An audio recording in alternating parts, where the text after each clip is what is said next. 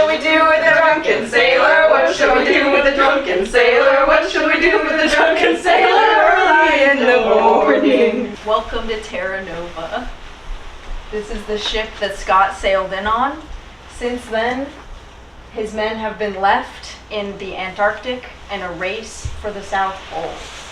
Scott, you are supposed to be on stage right now. Ladies and gentlemen, distinguished guests, and my fellow members of the Royal Geographical Society, I believe that concludes our lantern program at this time. I feel certain that our speaker for tonight needs little introduction from me. Therefore, let me hasten to present England's own hero of the Antarctic, Captain Robert Falcon Scott. I do not think human beings ever came through such a month as we have come through, and we should have succeeded, in spite of the weather, except for the... I can't make my hands. I can't move the pencil. Captain Scott! How am I to write if I can't move the pencil? Scott, what's the matter? What? Are you ill, man? Are you indisposed? No, my hands. Really, this is most irregular. The members are waiting. They're... Waiting. We're all waiting. To hear. To hear? About the race. Yes. Everyone loves a race. Mustn't disappoint them, Scott. So many waiting to know. It's just my hands, don't you see? And only if I might rest a bit now, because I'm so frightfully tired. Not now, old man. After. After, yes. Afterwards I may rest. Con! Is something the matter? Kathleen, my hands! I can't feel the pencil, and this fellow says... Why don't you come in now? It's getting dark. No, Kath, listen to me, there isn't much time. I have to tell you about the most extraordinary place I've been. Oh, yes! The things I've seen there, terrible and wonderful. Flames exploding in the air. Mountains of crystal. Colors falling from the sky. Yes. Silence like a scream into wind. Silence like sleep. Like sleep, yes. Like a dream. So many things to tell, but my hands... Con, we're gonna have a son. A son? Last night when I woke, I knew. I crept out and ran down to the beach. I swam out quietly in a calm sea as far as my strength would take me. Kath, I can't write any longer. I floated in my face, turned up to the moon. I thought, my son will love the nights, and he will love the sea. Tell our boy that I said... Yes. That I said... The captain has, I believe, a most unusual and a most important announcement to make to us at this time. And so now, without any further ado, I give you Captain Robert Scott.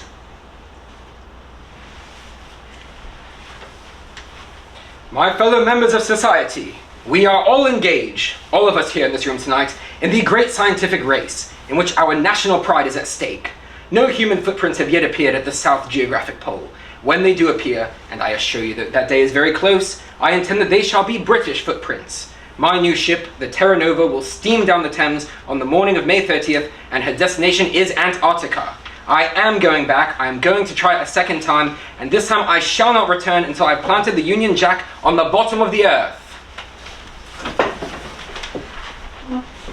What shall we do with a drunken sailor? What shall we do with a drunken sailor? What shall we do with a drunken sailor early in the morning? Hooray, and up she rises, hooray, and up she rises, hooray, and up she rises early in the morning. Whoa. Phew. Whoa. Bit of a crack here.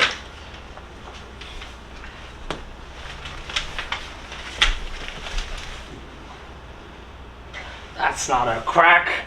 It's another bleeding crevasse. Well, there's a thin crust over it. Can you see the bottom, Birdie? I can see a man from China on his way up. There's another man who will attempt the race. I mean the Norwegian, Roald Amundsen. Listen to the means by which our Mr. Amundsen thinks fit to achieve the pole. He intends to take along huge teams of dogs, whip them into hauling his men overland to the Great Barrier Glacier, then slaughter them when he has no further use for them, and feed on the fresh dog meat. Well, I'll leave it to you to decide how sporting that is. Help me pull us up to the ledge. Come on, Birdie. Put your scrawny little back into it. Together. 1, 2, 3. My own men have trained until they're in the peak of physical condition, and we intend to march on foot. Nothing. Stuck again. The runners are iced up. To the pole and back, on foot. There's only one thing for it. Go back 200 miles and turn starboard instead of port. Build a bridge of ice. Wait for the spring thaw, except there isn't any. Thank you. No, I mean we'll have to unload again. Unload. You're off your chump. Only we English could so believe in an ideal. Nothing like the army, is it, Titus? Cavalry, not army. All the same to me, mate. Let's just talk it across. Only we will so achieve it. Wow. I say it's bloody stupid to unload if we can't yank it. And I say it's just bloody that we'll try, didn't we? Let's ask the captain. Fine. Yes, Robert, what do you say? Not with cheap tricks or cruelty to brute beasts, but with the pride of English manhood. Robert, did you hear me? What? The crevasse! Do we anchor and load, Captain? Yes, of course. Wilson, Bowers, slip your traces back along the sides, foot the back ends of the runners, and when I signal, pull like the devil. The rest of us lifting the front corners. Ready? Heave! You see how simple that is, Bowers? We've moved it all of 8 inches further along, and all it's cost you is the chance to ever have children. If you're referring to that ungodly popping noise, that was Mr. Oates, thank you. My last one blew 100 miles back. The footing's a little better on this side. Hope to God we've seen the last of that soft powder. Well, let's go on with it then. Evening, Captain. Lovely weather for ducks. Evening, sir. Evans. Captain Scott, may I have a word with you? Certainly, Oates. It's Evans, sir. What about him? Oh, well, he's not pulling his weight, sir. Evans? Yes, sir, he's die as easy for a big man. I don't like it. Do you mean he's shirking? Oh, no, but he's slowing the pace, that's certain. And he favors his left hand. I see. Put him on point so he can rest a bit, but don't let him see he's getting any sort of special attention. If you can, get a look at that hand. I don't like the sound of that. I won't have the pace slowed, Oates. We've got to do 5 more miles this afternoon. We'll do 5 easily enough, Captain. We'll do 8. We're all in good spirits. I can depend on you, Oates. Oh, it's not me. All I have to do is mention the New Orleans, and they fairly fly. Splendid. Well then that's all, Oates. Carry on. Yes, sir. Aye, sir. Firmer crust here, Captain. Maybe things will start to look up this side of the Beardmore. I hope so, Oates. I sincerely do. Yes, sir. Oh, well.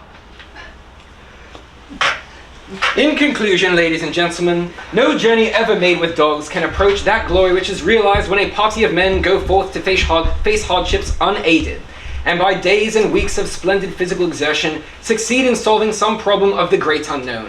Our final victory over Norway will be all the sweeter, all the nobler, because we will know we've taken the prize by playing the game as it ought to be played.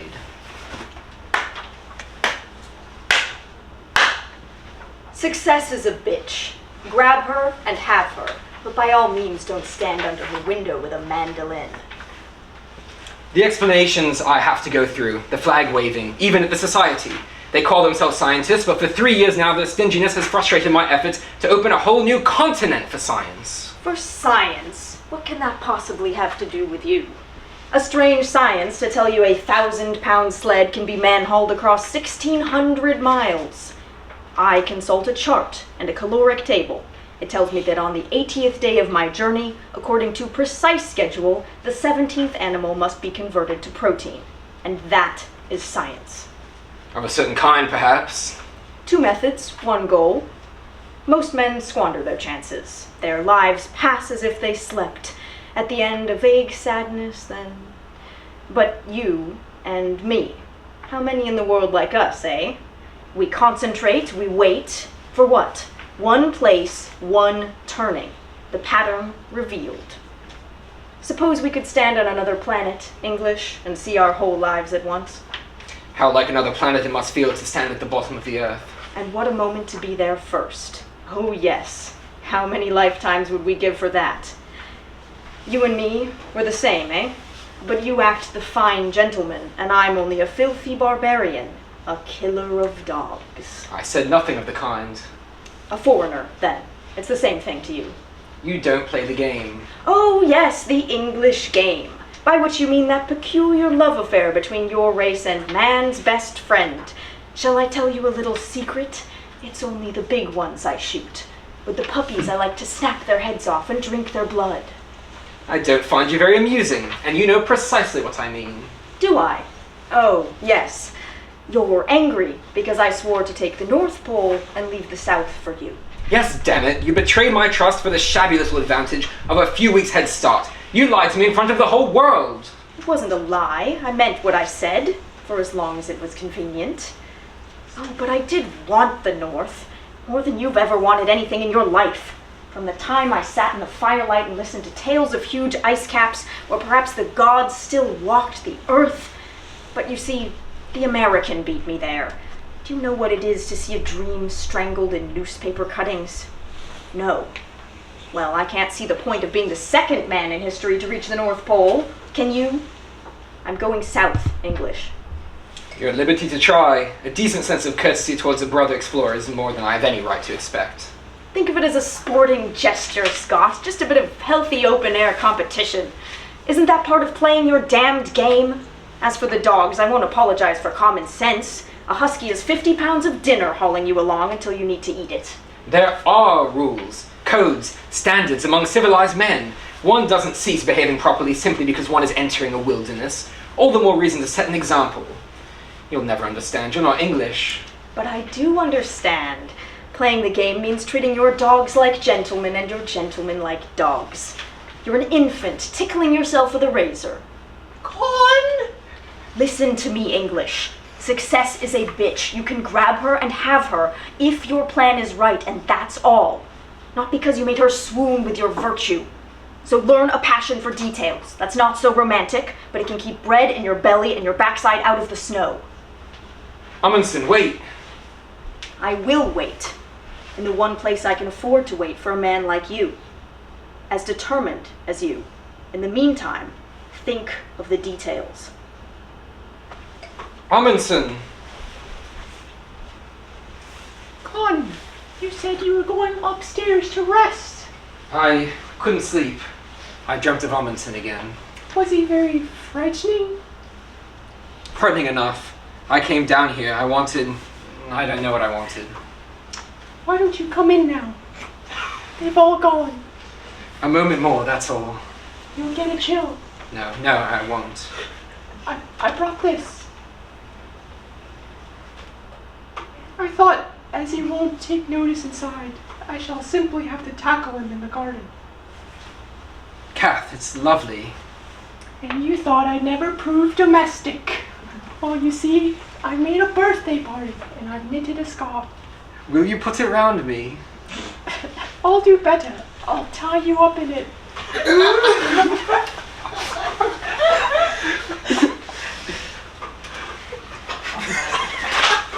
Peter asleep.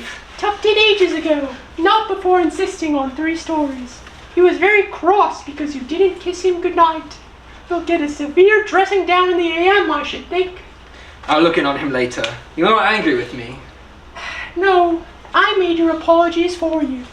Everyone quite understood how preoccupied you must be. Did they? I've spoilt it for you. I've embarrassed you in front of your friends, haven't I? Con, it was for you. I wanted you to enjoy your birthday. I wanted a big occasion. Yes, well, I like your artistic friends. Really, very much. Only I just don't have much patience for that society chatter. Afraid I'll never make a go of it as a celebrity. Oh, nonsense. My artistic friends are horrified. They all think it's terrible proper for an explorer chappie to be enigmatic and withdrawn. Rude. Withdrawn. It's lovely out. The air is so still. What's that smell? Do you notice? Lilacs, the whole place reeks of them. I can barely breathe. Don't be so sentimental. Look at it all, Kath. The goldfish pool, your sculptures, these bizarre flowers. It's the gaudiest terrace in Belgravia. It's not gaudy, it's Italianate. Are the stars as nice in the southern hemisphere? I suppose they're not the same ones at all. It really is so different, huh? Looking at them with the world turned wrong side up. Yeah, so much cleaner. Makes them look larger, brighter somehow. Sometimes they actually sparkle with those little points on them, like a drawing in one of Peter's books. Still, I've been happier here, I think, in this garden, than anywhere else in my life. Every flower in its place, I suppose. But you will go back, and very soon, won't you? Am I as obvious as that? Obvious? When you can't eat, can't sleep, when you curse yourself 100 times a day for some half-imagined clumsiness, and won't look your own son in the eye. Obvious? Yes, I should say so. You've never had a thought that could keep itself from your face. Go on. Tell me you want me to throw it over, and I shall. I promise you have only to say it, even now. Yes, that would certainly make it easier. That will give you what you've been searching for. A reason not to go. You've only been married 2 years. Yes? And there's Peter. They can't expect. No, of course not. Well, surely the press can see that, and the blessed British public. What in God's name do they want from me? I've been there already. Halfway, yes. It isn't the press con. There are 1,000 excuses sufficient for them, but not one sufficient for you. You are sufficient for me. No, you'd always measure me against what might have been. I'd always come out wanting. Well, you're going back. Of course you are. You're the best man for the job. Anyone can see that. Scott of the Antarctic. But I wonder, is there a single person in this country who can guess how you actually despise that place? Kath, I don't. Despise it, yes! At yourself until you have it! Well, go back and take it. Go or stay, Con. I don't care. I don't care, so as long you'll only be happy again. It's that I can't bear. You walk through your days like a man in a dream.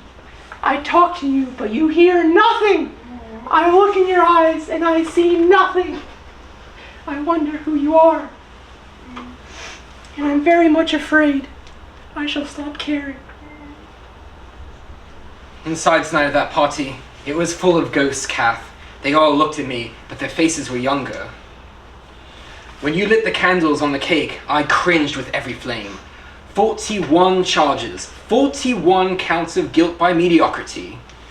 I ought to be in the Admiralty, Kath, a man my age, 28 years of service, or at the very least a Commodore on active duty.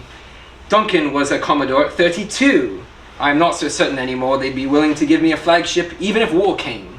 Sometimes I think, what's the bloody use? I'll retire my commission, a captain's pension is not so bad. They think there's only one thing I'm good for, and damned half-pay land sailor, and getting a bit ragged even at that. Do you know what Bridgman said to me the other day? He told me if I were applying for the first expedition nowadays, I'd be rejected for reasons of age. Me!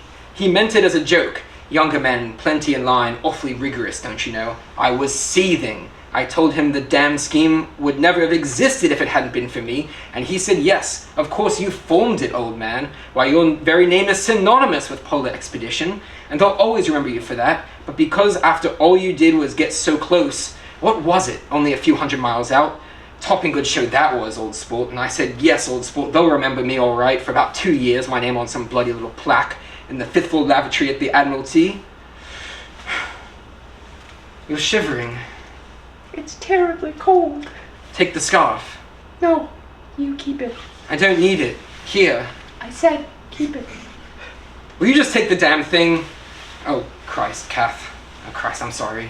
We're breaking the march and making camp. Are there any orders, sir? I'm going back inside now, Con. Are you coming, sir? Come inside. Come to bed. In a bit. Are you alright, Captain? Will it be all right out there? Yes, if I could just have some time. Right then. Good night. Kath. Perhaps we shouldn't talk anymore. It isn't here for me, my love. I wish to God it were. I can't explain it or defend it. I can only beg you to think kindly of me. I'm thinking more kindly of you than anyone ever has at any instant of your life, and the price is not small. How? By letting me run on like a fool? By letting you free! You'll look in on Peter, won't you? Yes, of course. Oh, we shall form a brave company of two, Master Pedro and I. There's a whole mystery of nighttime to unravel, and journeys to the park. When I was young, I always wanted so very desperately to have a little boy to play with. If I could only be spared the nuisance of having a husband as well. Well, now you see, I shall have Now I shall have... No! I will not be a silly woman! I will not! Now or ever! That much I promise you! I'll come in soon. Just now I have to fix this garden in my mind. Every twig, every blade of grass. Just now I have to be alone, love. My poor Con. Will you be anything else? The owner's got a bee in his bonnet or something. Nothing new in that. You think you can fathom what he's up to sometimes, then slam, down it comes over those eyes like steel shutters. And then you might as well be yapping at this baked bit of canvas. It's close to alright. Hey, how about here, eh? Lovely spot for a picnic. Running water, plenty of shade, bit of a view. I say, hope we shan't be bothered with ants. Oh, that's even funnier than last week, Bertie. All past and past all comparing to a month ago. I'm just trying to look on the bright side. You're nothing but sweetness and light the whole day long. It's so depressing. Guilty of good humor. Never again will I commit so much as a grin. You know, Titus, I've been thinking. No, don't laugh. I can do and have done. And what I've been wondering is, what's the nicest thing you'll remember about Antarctica? Leave it. Well, it's fair enough, lad. That's well spoke. Not much room for discussion there. Aren't you going to ask me what I will remember? No, but I got a feeling you're gonna tell me. I like the way a day here takes a whole blessed year to go by. And how do you make that out? And it's nighttime here for 6 months. A 6-month night. Right. Ergo, 1 day here equals a whole year at home. Bravo. Scoff all you want, my lad, but this theory of mine explains many puzzling and wondrous things. For instance, why the sunrise takes a week here. I don't know whether you noticed, but we had a very lovely dawn last Monday morning through Sunday afternoon. It also explains how we won't seem to grow older as long as we're here. Why? Blinking takes an hour and a half, and a man may piss for a month. The puzzler is, will it freeze him to the ground? We'll be shipping you home in a padded suit, Bertie. Good. It'll be warmer that way.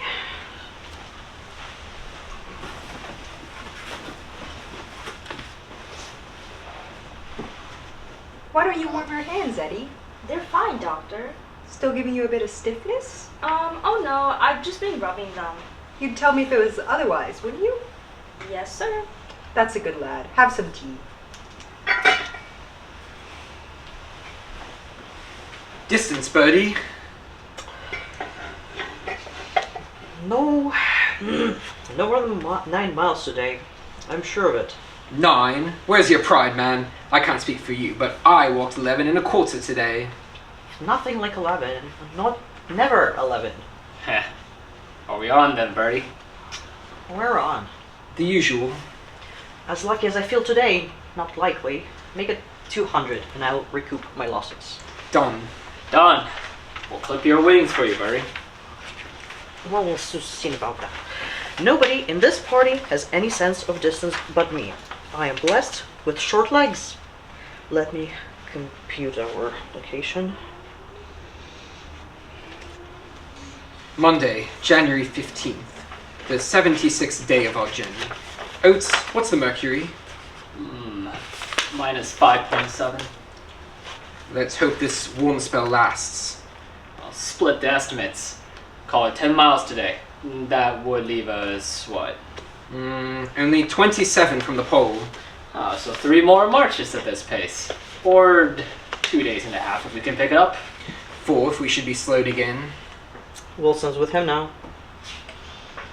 Oates, what's your ration count? Fuel for 11 days, food for 9. The pole inside of 3, and 1 day there, that's 4. And back to 3 degrees depot in 5, or 5.5. Total 9.5 days. Cutting it close. No, easy. We'll have 2 biscuits and a teaspoon of paraffin for insurance. On the 10th day, we shan't eat at all unless we turn up the depot. Birdie will just have to tighten his belt, I suppose. I don't know why everyone always picks on me. I work twice as hard as a lot of you. It's only right I should get twice the food. Bowers, I'm asking you to give up the rest of your lunches for the good of the party. You may chew them on alternate days, but under no circumstances swallow.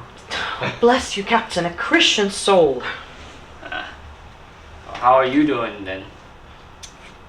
Latitude 8, 9 degrees, 33 minus south. Longitude is still 160, maybe 50 minutes east.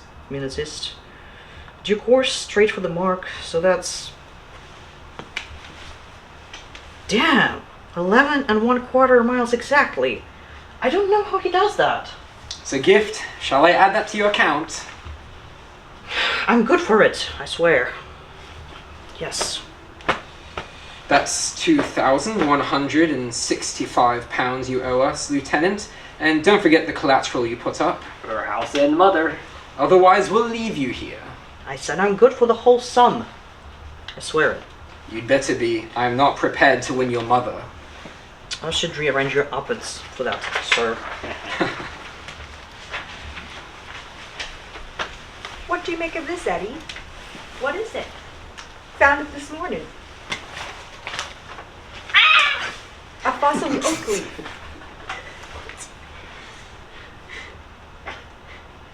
Who's she when she's home, sir? It looks like Sussex, Eddie. Think of that. Same leaf as my fall in your own garden. Here, have a look. Okay. Don't you better let me see it now? What's that? What is it?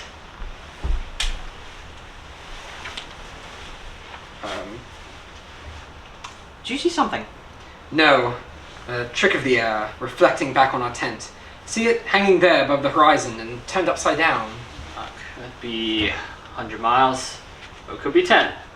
How far ahead do you reckon a real tent could be seen? I don't know which would be worse, to see them ahead of us or not see them at all, but only find their leavings. To see them, I think.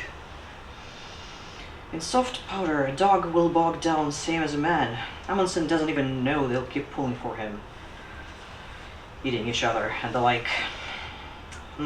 My guess is he's already turned back. Never seen anything like this in his whole life and wants no part of it. Do you want to back that with another 200 grid?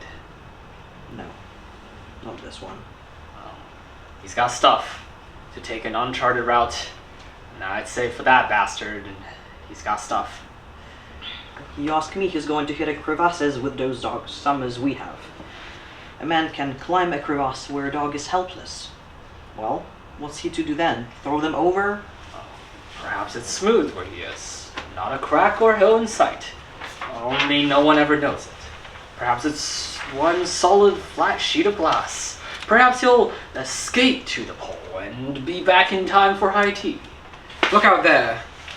Can you feel them? Incredible to think, other human beings out there. You strain your eyes the whole day long, see nothing, hear nothing, still can't believe it somehow, but know it's true. Other warm bodies, hearts pumping blood. They ought to make us feel less lonely, or safer it seems. Then why is it so shocking? Because they don't belong here. Any more than we do. The possibility of life in this place is more terrifying than the place itself. Can it be that we're really here? There's no point in mincing words about it. He's got a deep gash on his right palm. From the look of it, he's been hiding it for days. He must have been extraordinarily careful to keep any of this from us. How deep, Bill? To the bone, or nearly. Gangrene. Not yet. It's badly frosted, no. The fingers are swollen like sausages. I did the best I could, but he ought to have stitches. He ought to have a lot of things. Bloody hell. Christ, no wonder. Poor Taff. Finish stirring this gear. I want to word with him alone. I have some sketches to do. The tea's on. We'll have hoosh in 20 minutes. Aye aye, Captain.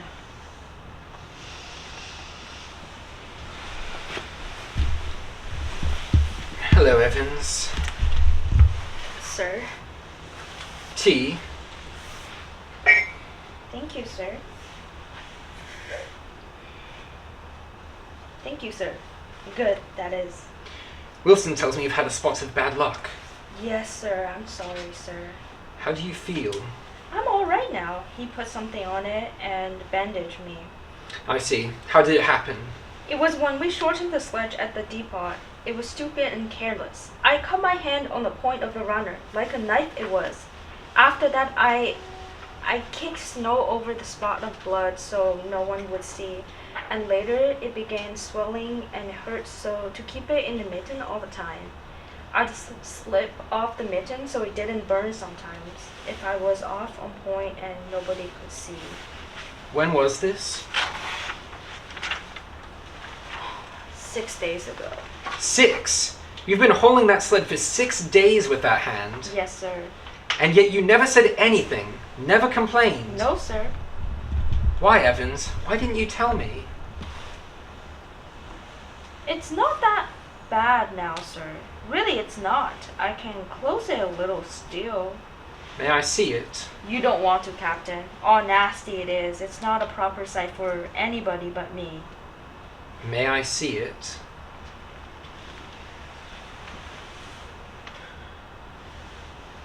Dear God. Evans has brought it. He's done us all. More than likely. We'll pull for him. Taff will make it. And go short rations? Pull on short rations? If we must. Evan knows his duty. Same as the rest. If he was any sort of man, he'd do what has to be done. Oh, and what's that? It's not my place to say. Overcut hand. Oh, it's his hand. Next is his feet, then his legs, then his lights. He'll go to sleep by bits. Not Taffy.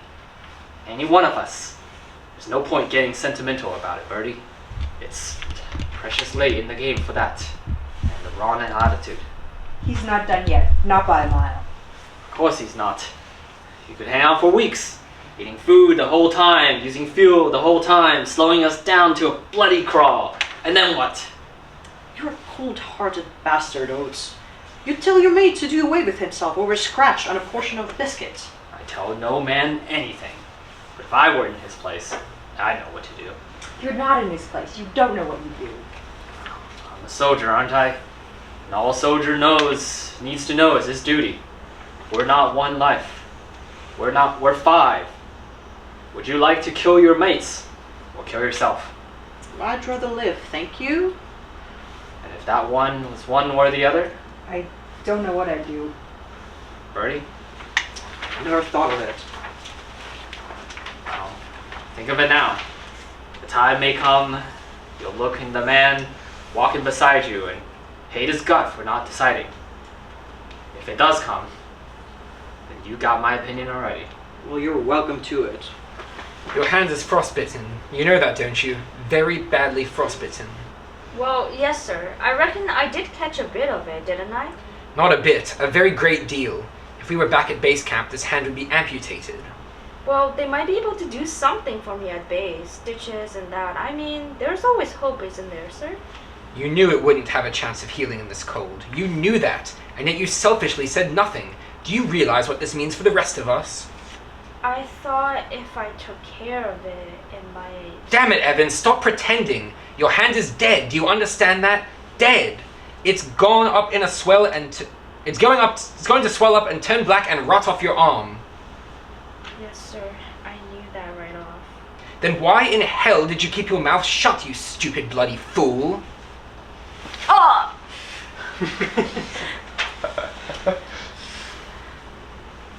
I was afraid you sent me back. I knew you would. One look and you've packed me off with the support party, straight back to base camp. And I couldn't hardly say I'd blame you, but I didn't want to be sent back. I couldn't be sent back. For nothing. For a little cut? Well, that wouldn't have been fair, would it? I wanted to go to the pole. Well, it means a lot to the old ones back in Rossley that I've been chosen. Look you. And I thought I'd been worth a hand for that, to go to the pole and be one of the first. And so I took my choice, and peace with it. You're a wonderful, great man. There's babies named after you. That's all I wanted, same as the rest. And I was willing to take my chances right along. I knew I'd never get another my whole life long if I muckled this up. But I never meant to slow you, Captain. God's truth, and strike me dead if I did.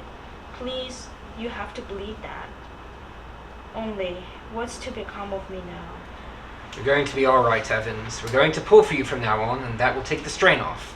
You can't haul, but you can still march. You've got to keep your strength up, though. I want you to eat now, and rest. Yes, sir. And you won't send me back? I don't very well see how I can. Oh, thank God, sir. Thank you. You don't know what this means to me, sir. Evans, I am very sorry I raised my voice at you, and that I... Oh, yes, sir. No offense, man. I'm sure, and none taken either. Thank you, Evans. How's Taffy? Feeling better, I think. Resting.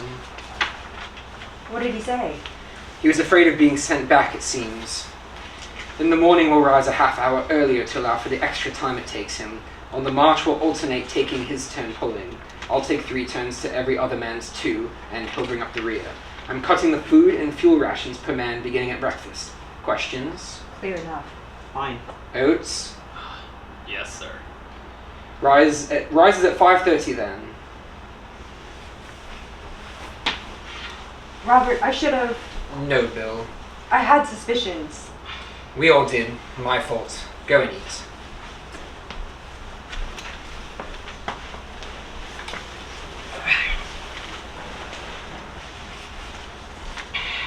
Give us some tea. My blood's turned to ice.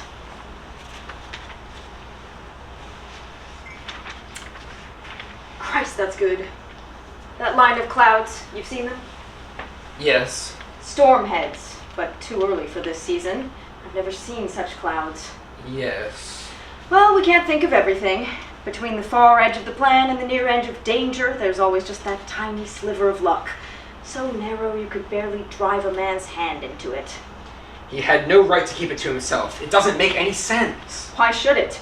This cold, so hard on a sick man. He never heals. First frostbite, then gangrene, Snow blindness, exhaustion. madness. Really, it's an extraordinary place. It wants so much for you to be dead. I struck him. I can't believe I struck him. He behaved like a fool. But I had no right. A sick man and a petty officer at that. Which bothers you more? That you struck him, or that he's going to die? Toughen your heart, English. You know what has to be done. Yes, I must leave him behind. Of course. Not when he's still walking, not tomorrow or the next day, but soon. Easier for him than for you. Maybe he won't wake at all. The others slipping away before dawn. He's rolled warm in his sleeping bag. He doesn't hear or see. He feels nothing. He wakes at noon, the silent tent, the empty miles around. But the others saved. One lost, but the other saved. And peace for him. It must be done. Yes, it must. And I want to do it. And I want to... For myself, for my own sake. Yes, for my own sake. Well, where's it written that a general should stop a bullet for a private? That's against all rules of strategy. He's finally only a common sort of oaf, too clumsy even to avoid spearing himself. What? One sick man is sacrificed for the good of the many. Don't worry, there's no danger of any stain on your reputation. You might seem a greater hero than ever. You disgust me. For speaking common sense, you're thinking a miracle will come along. It's still only his hand. He just needn't haul anymore. And when he can no longer walk, what then?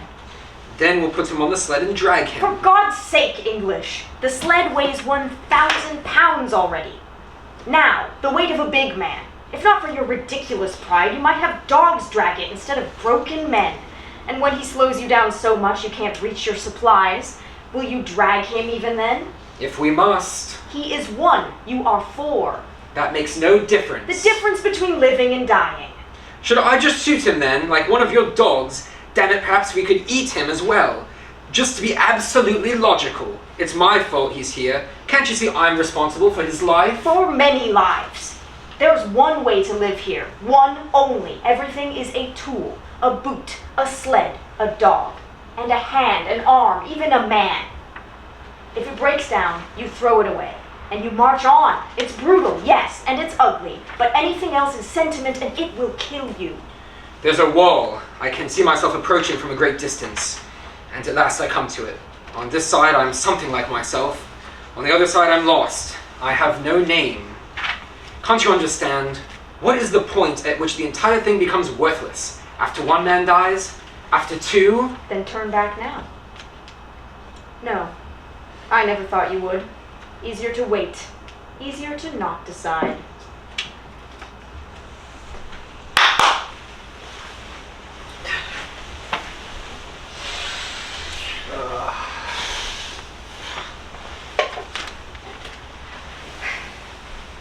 God, these winds. They come across 5,000 miles, nothing to interest or slow them up along the way, for the simple pleasure of burning my face. I have one duty to the nation, another to these men. Are they no longer the same? You have a selfish ambition as well. God help me, I don't know any longer which I place the highest. Duty, honor, sacrifice, all very well on a full belly. But what is a leader if he can't locate his duty above his own ambition? A man, such as other men. He outshines the angels. He kills his brother for the first scrap of bread. Oh yes, English, you will too when your time comes. I am not capable. If I were, I shouldn't want to live myself. English, you don't even know who you are.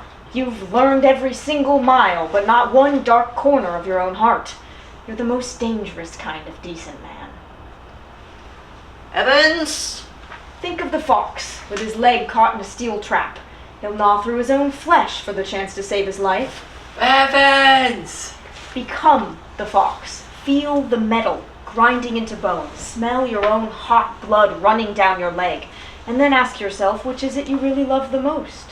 The leg or the trap?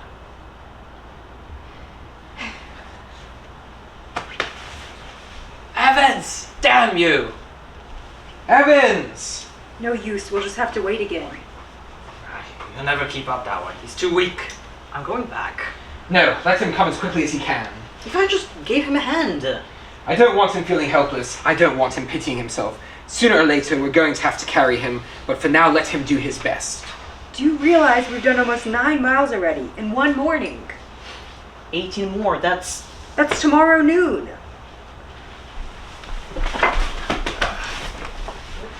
Christ. My leg's on fire. My whole corpse is. Are you alright, Bowers? Pink. Pink, that's what I meant. I am in the bleeding pink. I don't know how you managed to keep up with those tiny legs. By taking 2 steps to hour 1. The owner's right. I walked twice as far as the ruddy lot of you. It's getting colder too.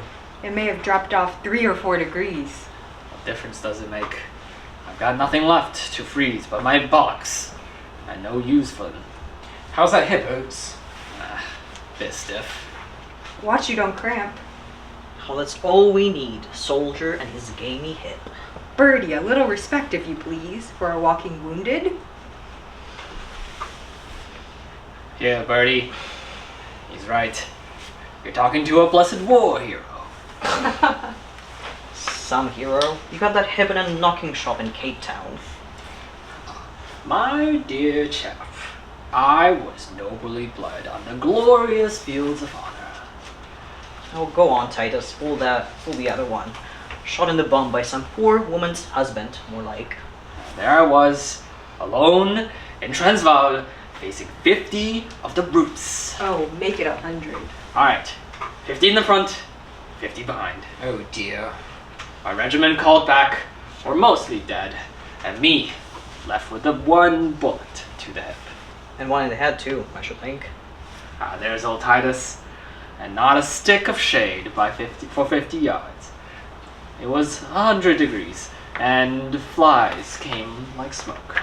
And so, for 10 hours, my leg like raspberry jam, hip to kneecap. Thigh bone shattered, just there. And the sun. Please God, let there be a bullet left in my pouch, just one, no. Bullet. Then, my soul for a mouthful of spit. No spit, but the flies. And the sun, and the sun. And so I says to myself, Titus, me lad, if you should pull through, it's goodbye to those tropical climes. Promise me you'll put in for a cooler line of work. Antarctica. That's the place for you! Why you've stopped? Easy, Tuffy! Alright, I'm alright.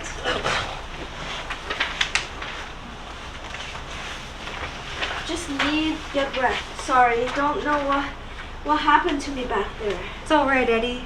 You just had a bit of a slow going, that's all. Feet kept sticking in the snow, couldn't lift.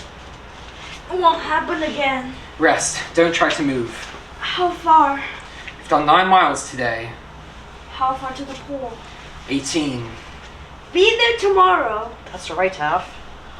His lifts are like wood.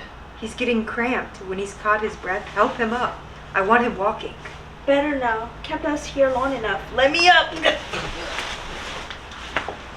Please. Slowly then, help him. Birdie, take his arm.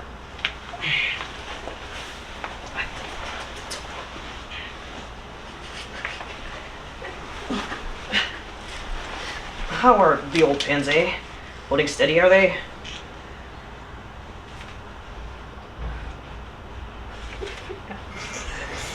Yes, they are. Wait, where are we? Oh. Get one color. What is it, Yes, Evans? wait. What is it, Evans? What's wrong? Tracks of dogs.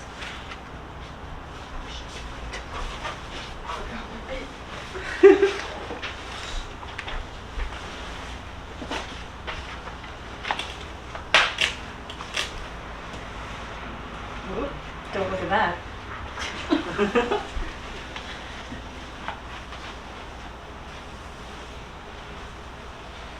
Roald Amundsen, Olav Bjalland, Hilma Hansen.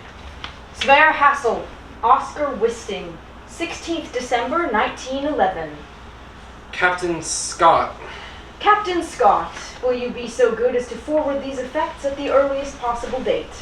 Along with the enclosed letters to His Majesty King Haakon the Seventh of Norway, I am sure you can appreciate their importance as corroboration of what has happened. Please believe that for your sake I am truly as sorry as it is possible to be. At such a moment.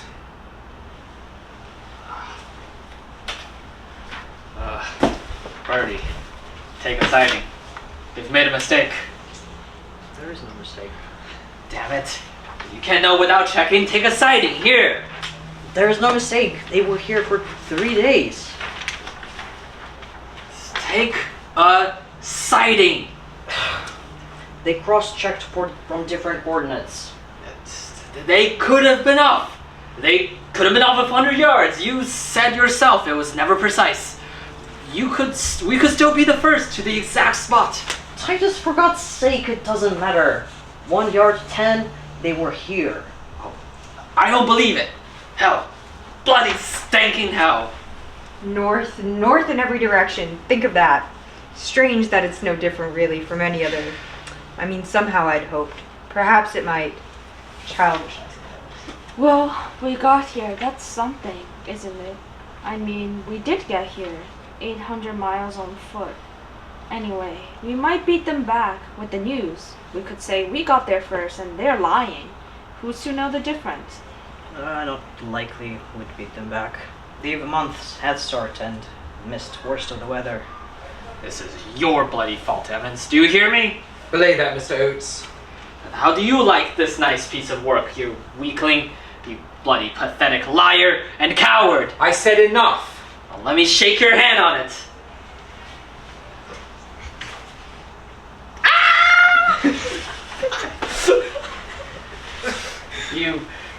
You go, God, you just wait, Evans. You see if I don't get you for this. Titus, we missed them by a whole month. I suppose we never really...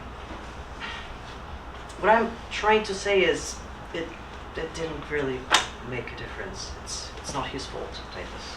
Gentlemen, I've one last cigar that I've been saving for this day. I've always wanted to see this place since I was a boy, and now I'm here, and I'm not so sorry for it.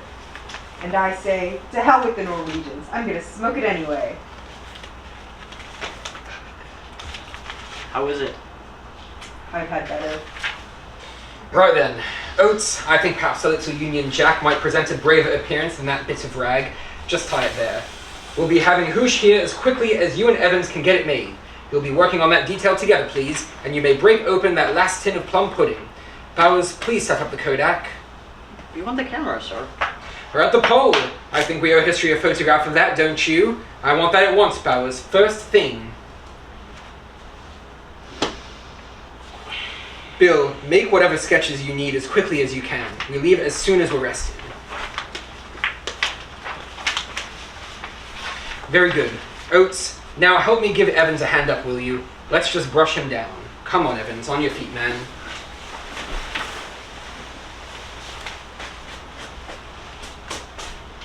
Bowers, are you ready for us there? Nearly, sir. Right then. Bill, let's see. I'll ask you to sit in front, and Bowers, you're so damn short you'll have to sit in front, or we shan't be able to see you at all. And then how will we prove to your mother that you were even here? Oates over there, and Evans, I think perhaps if you'll stand with me, we can make a reasonable sort of back row. That's the idea. Splendid. My dearest Con, I am determined to write each diary entry as though I spoke to you directly, for I know it will make me feel closer to you. Tomorrow will be our wedding day. We shall have been married 3 years. I bet anything you won't remember it. I thought of you last night when I walked along the beach, down to where you and I once went. You know the place, right along where the river flows into the sea. I saw the very tuft of grass that we sat on. It was more beautiful today than then, for there was an exquisite sunset over the marshes. The moon was rising, and not a sound but my bare toes on the wet sand. I wanted you more than I have done for long and long. I wonder if you will be here with me by the spring. Oh, little girl, I do think of you now. You used to joke about how I was always late for dinner parties. Every time I had an important engagement, the train or bus would break down, and I'd miss something that might have made all the difference. Well, it's never been the right time for me, Kath. I feel like some ludicrous footnote to history, and I had so hoped for better things. Now it's goodbye to the daydreams and 800 miles to march home. At least, there's a kind of relief to finally be certain of something. A man unburdened by hope is like a god, or a machine. He never tires or feels sorry for himself, never feels afraid, or anything at all. But great God, this is an awful place, and it's terrible enough to have come here without the reward of priority. Ready, sir. I shan't expect any man to smile, but I would take it as a favor if no man looked as though he were beaten.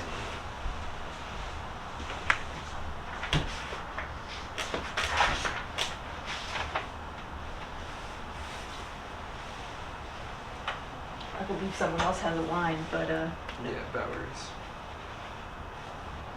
whenever you want it, sir. Then I say now. Camera snapping sound. Cheese! And that's the end of Act 1. Yay!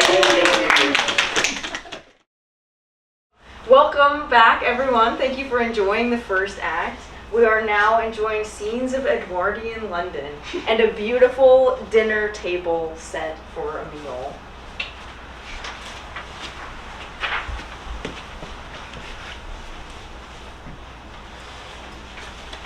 There's also a beautiful waltz playing right now.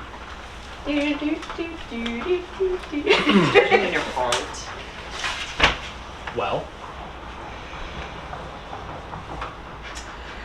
That bugger had the bloody cheek to think he could palm off an 1890 give Chateau Pissoir on us. I told that Russian fellow it was vinegar, pure vinegar, and that he'd best look sharp or he'd lose our customer. stout fellow. Did you manage a look at their cellar?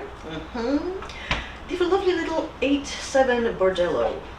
He pleaded with me to accept that instead, compliments of the maison. And I told him that I might, just might, mind you, but I couldn't promise be able to talk you into considering it. What do you say? 87 Bordeaux. I don't know. Oh, come on, soldier. There's no point in hurting your feelings. We'll pretend that it's drinkable. Oh, very well. But I wish to God someone would explain to me how a Bordeaux was supposed to sit with my fondue. There's a good fellow. We can always switch with the next course. Monsieur is ready to order now. Thank you, yes.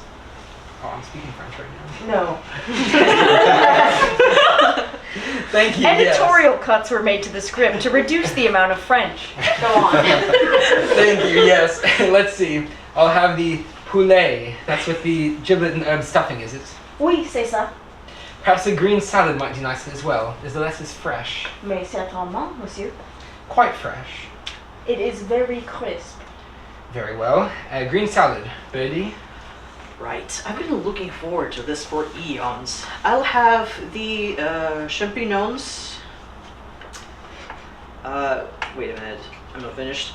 Les carottes, monsieur? The jambon, the champignons, the carottes, rognon.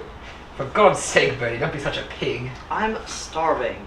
I'm so peckish I could bite my own leg off. Well, anyway, his leg, maybe. And some of those nice Italian truffles, if you please. As monsieur wishes. Monsieur? Fondue, please. And caviar. Do you have it? Fresh this morning, monsieur. I inspect the shipment personally. Good lad. Doctor? Just the filets. Nothing too heavy for me. Come, Bill. You can put away more than that. No, really, the old stomach's feeling a bit offish. Evans? I can't quite make this out. Where you looking? Ah, there. Jules Rosine. My dear chef. That sounds delicious. Yes, that sounds good. I'll have some of that. Oh, for God's sake, Edgar. You just ordered the head cook. We'll have him skewered, please. Lightly marinated in butter and lemon juice and served flambé. Evans will have the braised duck with chestnut and sausage stuffing. Is that right, Evans? Yes, sir, that sounds fine. Good. That's all, waiter. We'll order the other courses separately. You may bring along the wine. Oui, monsieur. Immédiatement. dicey-looking fellow. Service here is appalling. Well, I propose a toast. We don't have any wine yet. Well, I propose a toast with water then. Is that on? Speak up, Tuffy. Oh, and stand up. You're supposed to stand. To Captain Scott, the truest and finest officer that a sailor could ever ask to ship under. Hear, hear. He never asks us to do anything he wouldn't do himself, and if he ever finds himself another place he hasn't been to, I'll be the first to sign on board. That's all I wanted to say. Thank you, Evans. Hear, hear. Hear, hear. We really ought to drink first to His Majesty. Gentlemen, I give you the king. The king! God save him. And thanks to be God for a safe return to our families. Amen. Yes, to our sweethearts and wives. May they never meet. Speech! Speech! Oh yes, the owner's got to make a speech. No. Speech, speech, speech, yes, speech. Very well, very well. I'm not going to come to any more of these reunions if you're going to make me get up and lecture. I can see us in 20 years, a pack of wrinkled fools boasting into each other's ear trumpets about the very things we never even did. We've come through a lot together, and I want you to know that I was very pleased with one of you, with your dedication and sacrifice. Not with each one of you. With your dedication and sacrifice, not just to our mission, but to me personally as well. None of you had to go south. Each of you volunteered at great personal hazard, leaving behind families and loved ones. I'm sorry that we didn't reach the pole first, but I will never be sorry for the way we tried. And you shouldn't be either. Ignore the detractors. Be just 1/10 as proud of your efforts as I have been, and what we've accomplished can never be seen as a failure or an empty gesture. Something that I could never say somehow during the course of our journey, and that is great difficult for me to express even now, but nonetheless true. For all that, I love each as if you were my own sons. I suppose that's my real speech. Now for God's sake, let's get on with the food. 3 cheers for the old men. Yay! Right. There is no food. What? No roast chicken, no green salad? No fish and wine sauce with mushrooms? Yes, well, perhaps we'd better be going then. Perhaps another time. Right then. Well, I'm not really surprised. Take your chairs, gentlemen. You wouldn't this. Well, how do you like your game now, English? Where will you find the rules? In myself. That's a large enough space to explore. That's all you've left me. No proud speeches now?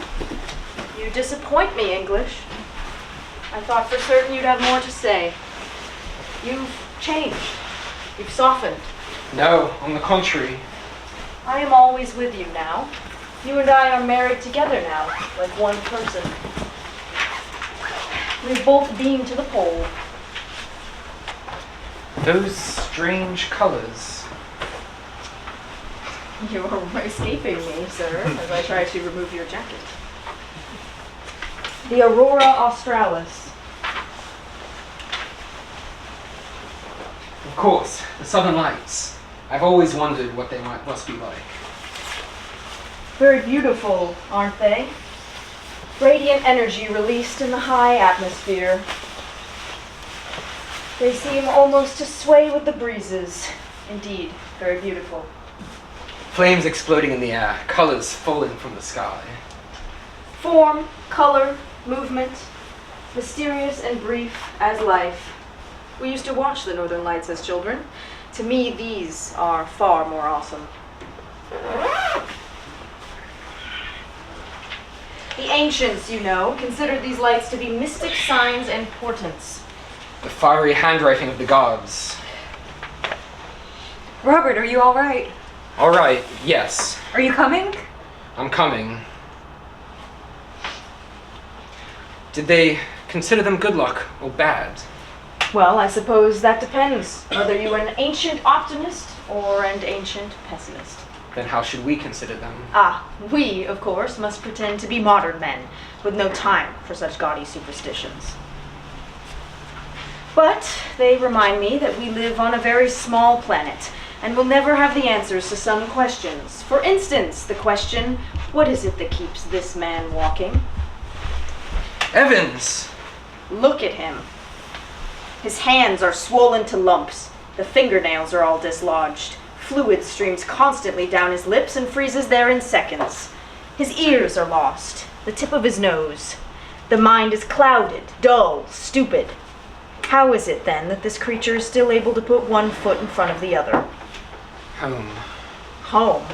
The thought of home keeps him moving. All of us. The people we shall see there. The things we'll do. Memories. I can't decide whether it's good to let them dwell on it. It gives them an incentive, yes, but sometimes it also makes them tense and moody. I suppose, though, that nothing I could say or do could possibly stop them from thinking of home. Captain Scott! I tell you truly, English. What a pleasant surprise to see you again. You would have been kinder to put a bullet through this man's forehead.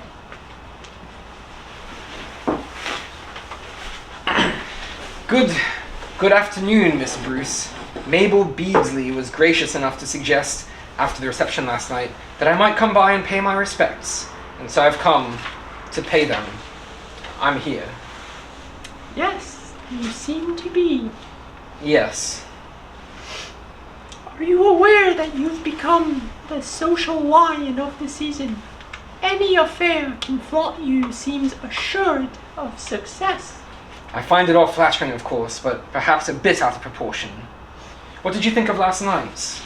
I have a theory that all large social events fall under one of two broad categories. Balloon ascensions and bear baitings. According to their pretensions, of course. And last evening? Last evening was a bear baiting posing as a balloon ascension. Everyone was really quite impressed with you last evening, weren't they? I suppose so. They embarrassed me. Did they? I'm not sure I like being a somebody. Oh, I should like to be a somebody. I'd like to be incredibly famous, as long as I were proud of the way I got there. Are you proud? I suppose I am. I got closer to the pole than anyone before me. I only fell short a few 100 miles or so. 300, I thought. The Times said. Yes, well, it's so difficult to measure exact distances there. Oh, I see. Yes. Yes. Well then, no wonder you're quite full of yourself. I hardly blame you. I never said I was full of myself at all, Miss Bruce. No, but of course you are, just the same. And where's the harm in that? Only, forgive me, but don't you ever feel just a bit of a shame? What do you mean? Capturing so much attention with what was, after all, a kind of a stunt. A bear baiting, if you like. I don't think it was a stunt. No, then whose life did it enrich? My own. I mean, what value did it have? Are you always so obsequious towards visiting celebrities? Please don't change the subject. You quite dislike me, don't you? No, but I don't understand you. To me, it's all nonsense. The South Pole! But I'd hoped from reading about you in the papers that at least you might turn out to be some sort of wild romantic, a visionary, a modern Columbus in furs and windburns. But that's not at all the man I met last night. And what was he? Oh, medium height, strongly built. Not especially handsome, but terribly well dressed, and with the most penetrating eyes. Dark blue, almost purple. A man whose outsides are all rock-like naval dignity, but whose insides are altogether different. Inside is a fearful yearning, and I think a kind of terror. Of what? Failure. Perhaps the yearning is for failure too. I was promised a smashing celebrity, and I got a haunted man. Sounds as though you were terribly disappointed. I can't decide. Perhaps you're merely jealous then. Jealous of your kind of celebrity? Don't be idiotic. Of my freedom, because I don't fit so comfortably into little rooms as you do. Perhaps that's why you feel so compelled to challenge me, Miss Bruce. And perhaps you're simply mad. Yes, I think you might have to be to want to go to such a boring place. A place where one might be killed at any instant could be called a great many things. Boring is not one of them. Silly is, and melodramatic, and self-publicizing. You needn't flatter me any further. I'll go. A place where you might be killed at any instant is not a place worth going to at all. That's merely vulgar. I think it would make more sense to go to a place where one might be suddenly, at any moment, become alive. A daring expedition deep into the darkest depths of a concert hall or theater. The dizzying ascent to the top floor of an art gallery, never before seen. Now that would be really dangerous. One might have to open one's eyes and see, and think, and feel, and come out a different person altogether on the other side. But I suppose exploits like those don't often capture the headlines. I've seldom met anybody who has such an elevated opinion of me. Not of you. Of my motives, then. Do you know what would frighten me? I think, if I were you, just a little bit. What? The way they make a sacred national hero of you in the schools now. They hold you up as an example to the children. Oh yes, I've heard about that. It's now their assigned pleasure to be bored by my exploits. That's hardly frightening, unless you mean the danger of putting them to sleep. No, I mean the danger of foolish ideas seeping into immature minds. The idea that daring is more to be respected than their own precious safety. That duty and honor should be held above an independent spirit. And that patriotism is more important than anything. More even than thinking for themselves. We shall have a whole generation of adventurers, Captain Scott, nurtured by you. Patriotism is not a joke, Miss Bruce. Honor and daring and sacred duty are not empty words. I despise to see them mocked by those who would scarcely be safe and warm in their homes, were it not for men who believed in them, and believed enough to offer their lives. Those words are our glory. They make the British Empire what it is today. Then perhaps one day they will topple it as well. You may go to the pole, Captain Scott. But what if your young worshippers left at home? What adventures will remain for them? How shall we ever satisfy so many? Let us make a pact, Miss Bruce, shall we? I shall leave off talking of culture, about which I admit to know nothing, and you will leave off this idle speculation about the nature of patriotism, of which you seem to know even less. Oh dear! You don't frighten me, Captain Scott. Though you seem to be a most contrary man, and as different from me as chalk from cheese. In the event, I've made up my mind anyway, so our differences scarcely matter. I knew last night when I chose you. Chose me, Miss Bruce? You are the man who will give me a son, with the benefit of wedlock or without, as you wish. Robert, shall I go back for Evans? You seem to have lost your powers of speech, Captain. Robert? Good Lord. Good Lord. Robert, what is wrong with you? I haven't heard a word I've said. Robert! What is it? It's Evans? You've got to make a decision. Should we haul Evans on the sled? We'll make any excuse to stop now. No one has to retie his bootstraps 3 times inside an hour. Titus. And you, Wilson, you're the worst. You know goddamn well that what I'm saying is true. And you go on covering for him making excuses.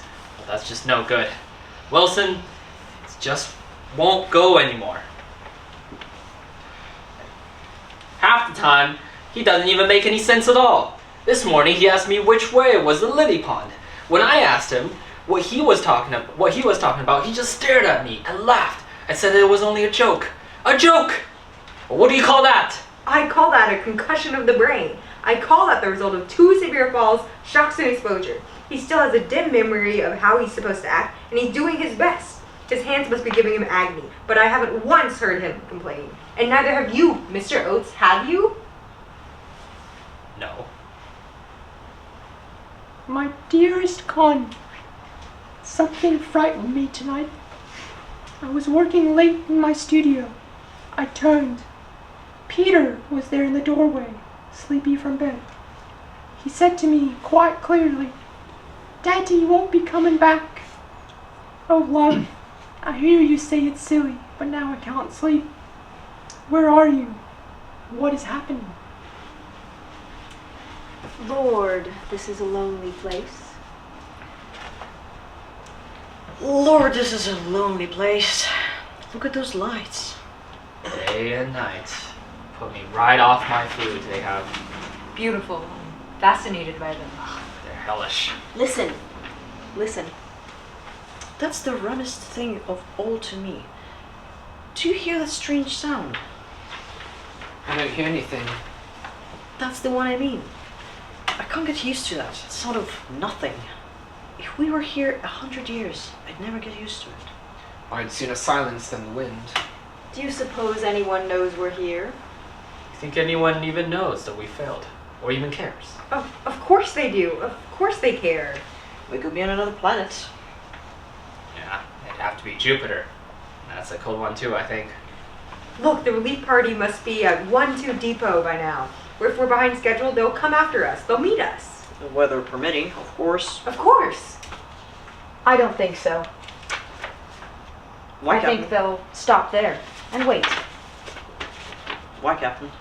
There's 400 miles of open land between us and them. If they come out too early, there's a chance of missing us in the intervening terrain. It's useless looking for the relief party to save us. We shall have to do it on our own. Look, we're almost on schedule. We've talked about this 100 times. There's no point thrashing it out again. We've just got to play it through. But what do you think it'll be like getting back? What do you mean? I mean, coming in second, losing. It'll be all over the papers soon about the Norwegians. What will they think? Will they even care? Or will they even think we were fools to come at all? They'll think we failed them. I know them. They'd turn on us. You just count on it. Both houses of parliament and the press. They'll damn the expense and the waste. We left heroes and come back fools. We'll look ridiculous. And the Navy will look ridiculous. And we'll never hear the end of it. Oh, yes. You were with Scott, weren't you? The ones who were second? No. What they'll think is that we've done the longest march on record and that we've got to the pole and back again, as we said we would, and they can be damn proud of the first Englishmen to do it. Well, to hell with them all. But something is wrong, isn't it, Scott? Something is terribly wrong, and you know it. It's Evans. He's not coming. Why? What is it, Robert? Something is wrong. What the devil is he? Something is wrong. I could swear he's not moving. I'm almost sure of it. Is he down? Kneeling, I think. Something is wrong. Now something about. Now, Jesus Christ!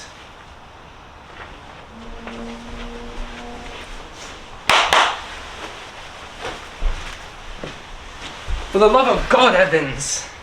Oh, Hulu, come in and close the door behind you. Tea is on. Get up at once. Don't touch anything. I've just got it straight. I said get. No, stay you there. Everything's in order. You will only muck it up. Evans, I want to help you. You've got to be covered. You keep your bloody distance. Damn your eyes.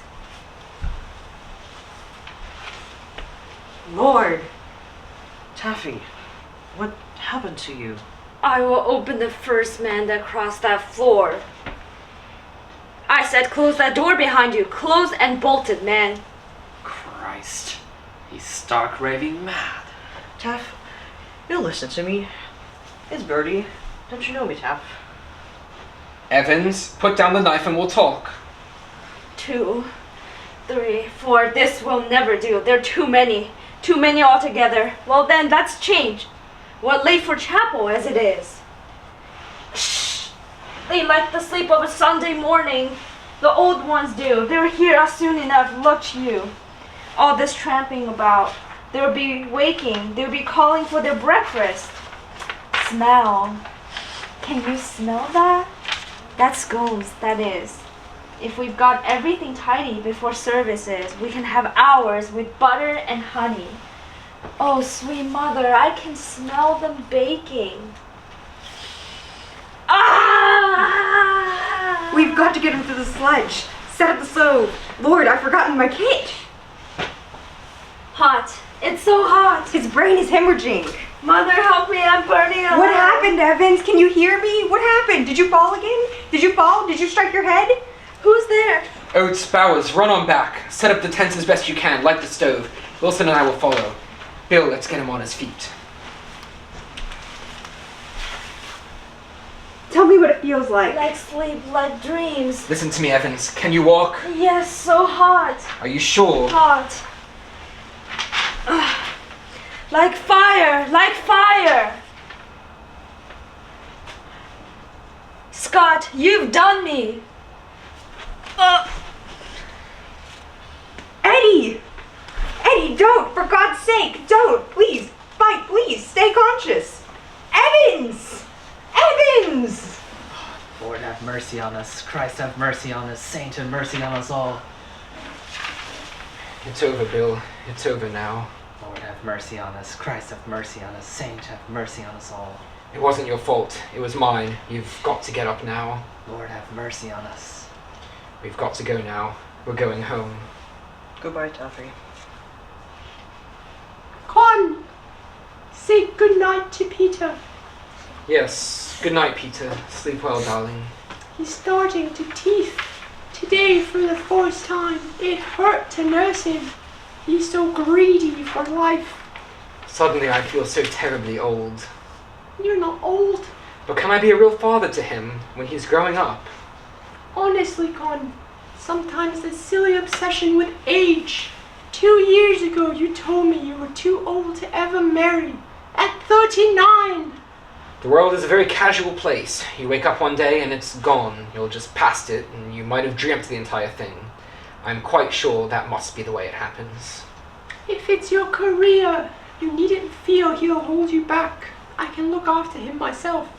I have no money, Kath. No position of any real meaning. Oh, a name perhaps. What sort of legacy is that, if I should fail him? Con, you'll have many sons, and all of them will prosper. Do you swear it? Yes, I do. Then I believe you. I think until Peter was born, I was never fully in love with you. I loved you, yes, but I wasn't in love with you. I always looked upon you as a sort of, I don't know, a probationer. But he sprung something from me I'd never been willing to give. All those months when he was riding under my heart, the same blood. It was a sea change gone. From the moment he was born, I fell passionately in love with you. I think I loved you because I knew you didn't need me. You were complete in yourself. You didn't give a damn I'd gone to the Antarctic and been in the Times, and that excited me to no end. I was just another challenge. One more piece of unexplored territory. I was determined to make you need me. I thought if she hasn't any use for a husband, she does for a son. I mean to be a good father, Kath. I may have had a late start, but I shall work all the harder. I know you will. It's time he was asleep. Yes. Good night to you, Peter Markham, Scout. Scout. I'm fiercely proud to have made your son. I'm impatient for him to be grown. I know what sort of a man he has for a father. Good night, love. No use to try and give him a proper burial. The ground's like granite. Scott. We'll leave him where he lies. In time the snow and ice will cover him, and the wind be his true marker. Scott. What? Get up. Yes. For 2 weeks since Evans died, you've walked as if you slept. Now the men are dying on their feet. Get up and march, Scott. Yes, we must keep marching. Only 40 miles left now. The stench of gangrene is in the tent. Oates's feet are destroyed. Bowers is snowblind. Only 40, do you hear me? By God, I've almost got them home. The sky is darkening. If the storms come now, you'll be finished. Oates is slowing you down, just as Evans did. You must make a decision. Oates hasn't marched 1,500 miles to die here. Not like this, not when we're so close. You took Evans, but you won't take Oates. Hopeless. I can't see a thing through these clouds. We're in for a bad blow. I said you won't take Titus, you hear me? Robert, what is it? I won't let you, you bastard. Robert, stop it! There's no one there. Look at him, he's standing there. He's taunting me. There's no one. Do you understand? Yes, Calm yourself. yes, Are you all right now? I'm alright. The temperature has dropped to -40. A storm's blowing. We'll sit tight and set a course when it clears. Are those your orders? Yes, it's the right thing to do. We'll lose our markers in the snow. Then let's go in. Yes. Robert, I just want you to know that if we were sitting right now in my garden in Cheltenham and you asked me again to come here, I know it, Bill. I'd better tend to Oates' feet again.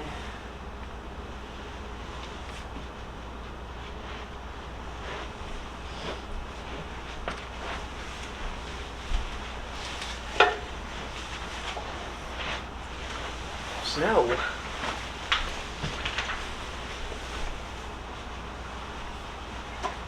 Soon, how is he?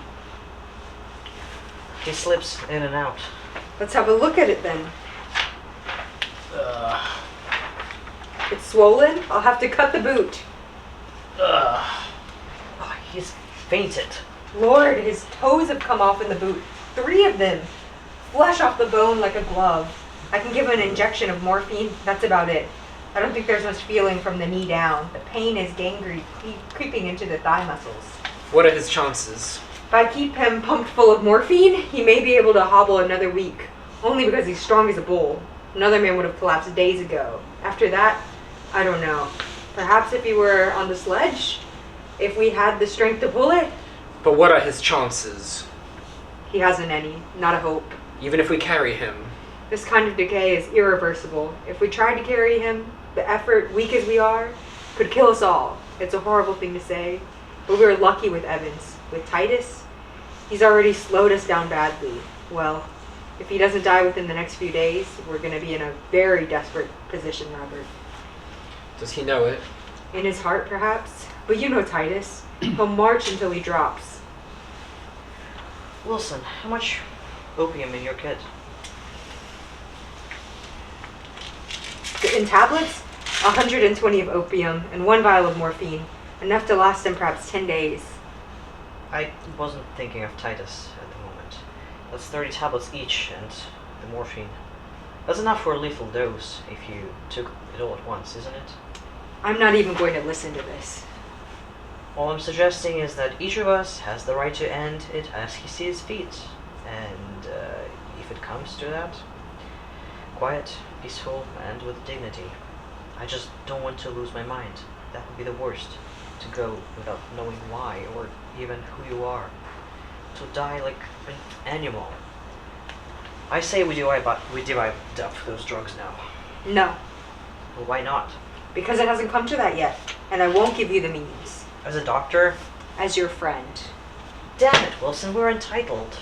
Did you see Evans's face? If you have the means to end it at any moment, then there's little reason not to. You can simply take the easy way out. Well, that's not going to pull us through. None of us. It's only going to sap our will, and we might as well be dead now. I absolutely refuse. I agree with Birdie. Each man has the right to do as he sees fit. I won't deny that to anyone. Divide the drugs. Do you think I'd like to see a man dying under my eyes when I can't lift a finger to save him? But I've got to think of the ones that might be saved, and not the one who's certainly lost. And you want me to help you murder yourselves? I'm sick of playing God, Wilson. I won't have it anymore, not even from you. Is that an order? I'm afraid you make me insist. Then I'm afraid too. And I want it clearly recorded in the journal that it was over my objections and that I strongly warned against it. Agreed, Bill. Is there any doubt in your mind that Titus is dying? I mean, any whatsoever? He may live a week, no longer. Then I have no choice. I should end his pain now. There's always a choice, Robert. Not for the rest of us. Has it come to this then? I recall a friend who couldn't bear the thought of hurting dogs. Captain, I think he's coming round. Oh, Bertie. What day is it? What? What day? Why, he wants to know what's the day. It's the 16th, Thursday, or Friday. What is it, Titus? What's funny? It's my birthday. Today's my bloody birthday. You old bastard, you're 32. Happy birthday, soldier. Oh, thank you, Wilson. I was hoping for a surprise party. A bit of cake, a tot of whiskey, the odd cigar. I'll stick a candle in your biscuits. Always a sport, Bertie. Well, how are you this morning? Well, last night before I went to sleep, I made a wish. Prayed I couldn't wake up. I never once got what I really wanted for my birthday. If you left me behind in my bag, that would do a very nicely gift. You'd all make the better my time. Well, it's blowing a blizzard today, so none of us are going anywhere. Drink this.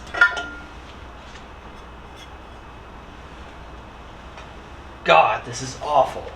Bertie, pissing the tea again? A fine thing when a man can't relieve himself outdoors.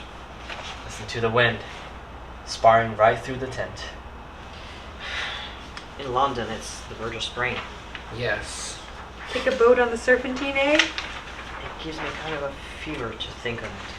The whole world turned green and soft, and the rain warm again. Soft mud. Ladies in their yellow dresses and bonnets, like crocuses. The children. Bloody nuances for a season, if you ask me. Never could abide by it. I never wanted to be any place but where I was. How far are we from the Wonton Depot? I make it only 40 miles now. Another sip of Bertie's tea. Absolutely disgraceful. Do you know? I never had a decent cup of tea once I entered the surface. I'm just going outside. May have to be some time. Oates! Oates, come back! Oates!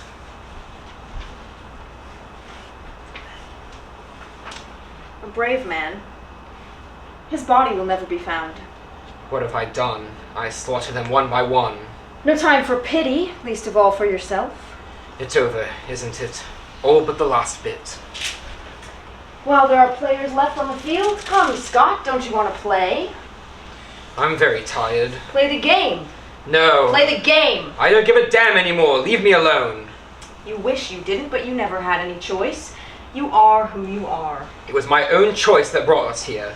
My own choice that rejected the dogs. That kept us from turning back when we could.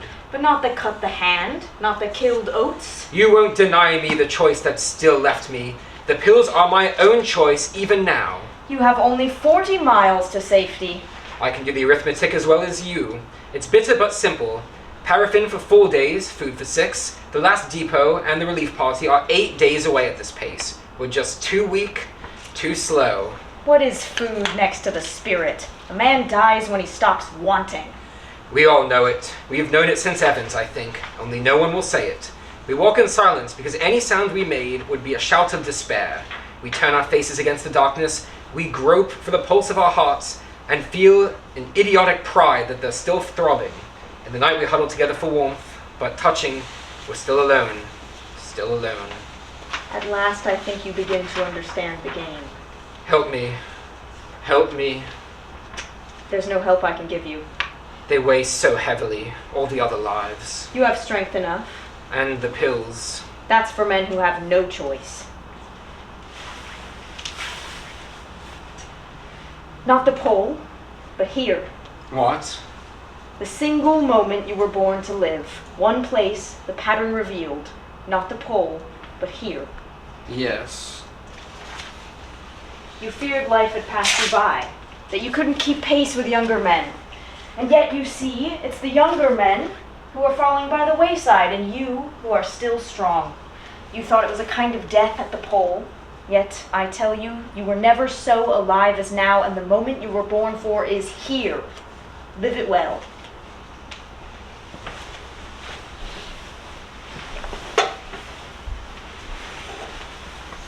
Wednesday, 21st March, the 141st day.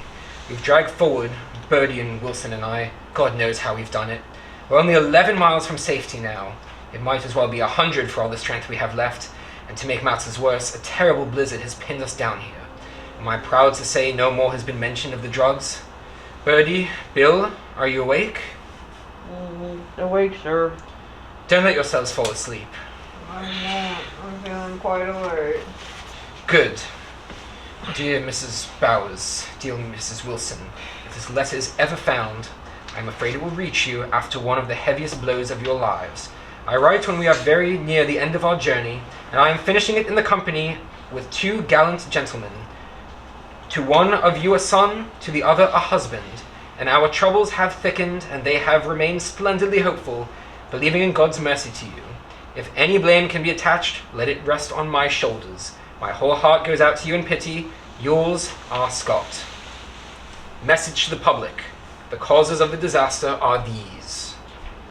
I was sitting on the deck of a mail steamer bound for New Zealand to meet the Terra Nova when she returned. The captain came and said he wanted to speak to me in his cabin.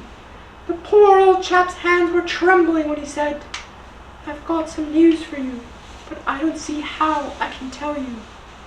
I said, "The expedition? Yes. Well, let's have it." And then he showed me the message. I remember I said, without the least truth, "Oh well, never mind. I expected that. Thanks very much.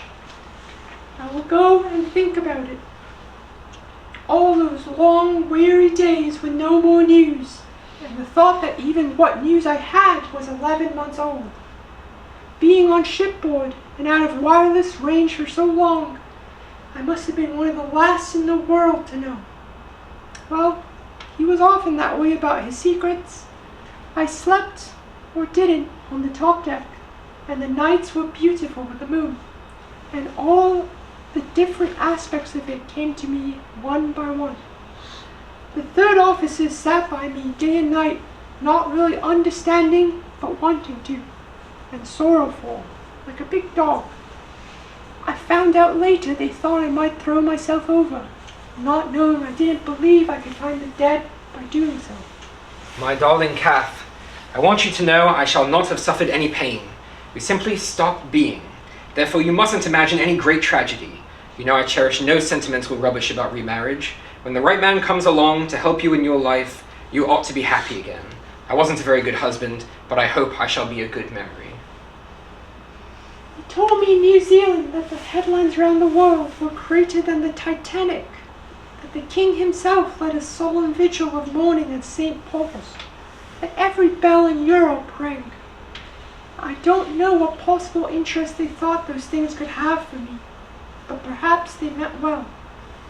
And later, of course, the king gave me a piece of paper and some bits of metal with ribbons attached. What lots and lots I could tell you of this journey. What tales you would have had for the boy. But oh, what a price to pay. Make him interested in natural history if you can. It is better than games, and they encourage it in some schools. I know you will keep him in the open air. Birdie, Bill, are you there?